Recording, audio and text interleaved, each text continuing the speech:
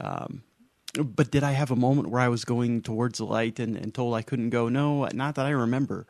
But I'll let you know what I recall of it and what I think of near-death experiences and something interesting to talk about that might spur us into some other things as we move along. So we'll do that. I'll tell you the details about the car crash, what all happened, what my injuries were, and how I'm doing now, just because I've gotten a bunch of emails from people who care, which it's been shocking to me, the response people have given me. Through email, just sending me and my family well wishes.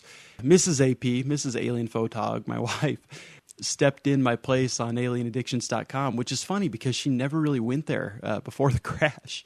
But after I was out in a coma, she missed me apparently and showed up to talk to Space Chickens. And she's been back a little bit here and there lately, but we'll have to get her on the radio show here soon. I don't know. Do you guys want to hear from her on the radio show or not? Let me know. If you do, we'll have her on. If not, I'll tell her tough shit. Oh, cool. I can say shit. I keep forgetting that. Tough cookies, Miss AP. But no, we'll have her on the show at some point to talk about our experiences because I dragged her along on a lot of them. And she was, still is, living in the same house as me as I went through some very intense experiences and abductions, and her too. So hopefully she'll want to be on the show. I don't know. Like, no, AP, I don't really want to be on your stupid radio show. Like, crap. Some people like it. So anyway, that won't be this week, but coming up here in the next couple weeks, we'll try to get Mrs. AP on, and we'll get back on the website too, Alienaddictions.com. It's a lot of fun there. We'll also take some questions from the Space Chickens that I've gotten from Alienaddictions.com. And if you want to email me a question, feel free, because this is something I'm going to spend a little bit of time doing each week with each week's show, is just answering people's questions. This is something that's so misunderstood and people think is so rare, and really it's not. But I want to get the information out there for people who have the questions. So email me questions, Alienphotog, ALIENPHOTOG @gmail.com. I'll be happy to answer most of them, except the stupid ones. As my dad always said, usually the saying goes, there are no stupid questions. My dad always said, there are no stupid questions, just stupid people. I always thought that was great. Not real nice, but true, right? No, I won't answer every question, but I'll get to as many as I can, the interesting ones. Even more exciting, we may hear from Alienphotog Dog, who's been really missing us. He's very excited the show's coming back on. He's actually standing here right beside me, wagging his tail, looking like he wants to say something. I'm making him hold off, though. Alienphotog Dog going to be on a little bit later tonight. But now in this segment, this is something we usually get to a little bit quicker, but coming up, the alien news. In the Alien News, of course, is brought to you by Bob McAlien. And I'll say it one time, but I won't say it again, just in case we can trick a person or two who doesn't understand American accents well or something. Bob McAlien is just me using a news person voice. So, until then, it's just me doing the show. But you'll know Bob when you hear him. You're going to hear him soon. But some really interesting news came out this week that I'll let Bob say so he doesn't get all pissy with me. First, he wants to talk about his story because Bob had a rough 4 months. This was Bob's only source of employment before the car crash, and he actually had to stay under a bridge. Wasn't able to feed his children, and all sorts of horrible things happened. You had to turn to cannibalism? No? Oh, okay, no. Didn't quite have to eat his kids to stay alive, but close, right? He's just glaring at me. But something I want to mention before we go into the ridiculous alien news, and some of it's satire and some isn't. I like leaving sort of a question mark on what is and isn't, just because it's kind of funny sometimes, because some of the real stuff is so ridiculous. But no, I'll fill you in if it's real news or just BS I made up. I'll try to. But something I'm going to bring up quite a bit in this show is music. And many, many, many famous musicians are very into UFOs and ETs.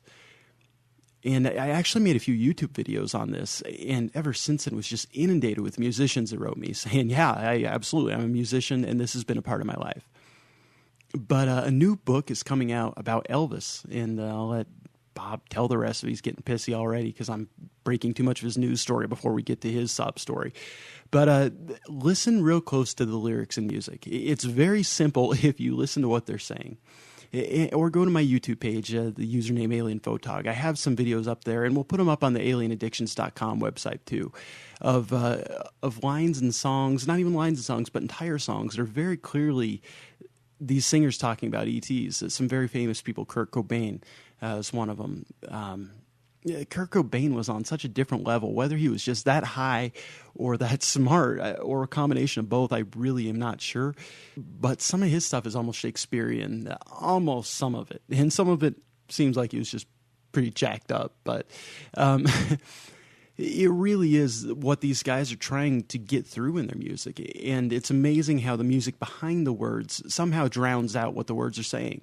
If this was poetry, where it was just the words on a piece of paper, it'd be so abundantly clear. And many poets, too, have also been linked to this, many painters as well, which is fascinating to me. But a new book came out that Bob's going to talk about here in just a minute after he gets done yapping about himself. So anyway, one more time, I want to let you guys know, go to our website, alienaddictions.com. We always have a big group there when the show's on live. And what it is, it's basically like a Facebook-type page.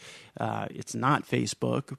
I'm not that cool. But I don't know, would being a part of Facebook be cool or not? It'd be rich.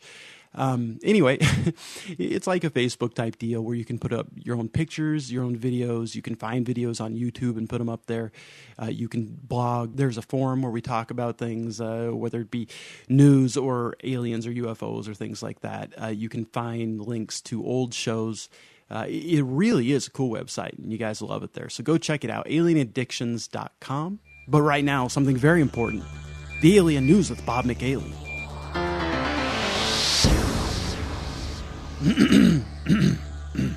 Bob, you gonna say anything, man, or just grumble? I'll say something. Just let me get to it. I'm still a little pissed off that you were such a puss and out for 4 months. Quite frankly, it put me under a bridge, Alienphotog. I know it did, Bob. I feel terrible about it, but I didn't choose to. That's enough. Hello, space chickens. I'm Bob McAlien, and this is the Alien News. Top story tonight, me. I've had a hell of a time the last 4 months while Alienphotog was sissying around recovering from his injuries. But Bob, you don't have to say it like that, man. Like, if I had known you were going to be like this, I might not have invited you back. Just see where the show goes if you don't have me back. I am this show. All right, continue, Bob. Sorry, you're right. You are the show. Thank you. Now, something very important for you space chickens to know is the utter hell I've been through in the last 4 months while not getting a paycheck from Alienphotog. Quite frankly, after a week, I had to move under a bridge because I never saved my money. I lost it all in the stock market collapse of October 2008. But long story short, I lived under that bridge and I have 1,000 children. When you're involved in the hybrid program, well, it happens pretty quick and not always with your own consent. To feed these children, I had to kill squirrels and other small animals, which I don't like doing because I'm typically a vegetarian. But you got to do what you got to do. I thought this story would go on a little bit longer about me being homeless, but basically that's all that happened. I didn't mind it that much. It really wasn't that bad, and I might stay under the bridge for some time to come. We'll have to see if Alienphotog's check clears or not. I guarantee you it won't, Bob. Alrighty, now our next story in the Alien News. A new book just coming out by author Michael Luckman says that Elvis was king of the UFOs as well as just the king. All right, and I'm going to have to cut Bob off there and just read the story myself. This is weird getting used to talking like a fake alien again. So excuse me, Bob. No problem. I was actually a little bit worn out after that spurt of energy. But yeah, don't worry. Give me a couple weeks. I'll get back used to pretending to be an alien. Here's a news story released by AOL News, and this was put out on just this last Monday of this week. And this was interesting to me because this is actually a guy, the author of this book, Michael Luckman, is a guy that I've emailed with a couple times. Very nice guy, and he's got a long history in this and has known a lot of musicians, including Michael Jackson, I believe, was one of them. Yeah, and maybe we'll be able to get him on the show here soon, but he has a new book coming out. But here was the article put out by AOL News on Monday. It says, Elvis may be the undisputed king of rock and roll, but did you know he was also supposedly the king of UFO sightings? Well, it turns out the hip-swiveling pioneer of rock may have been the first official rock star to truly embrace UFOs due to his reportedly deep-rooted, lifelong connection with flying saucers.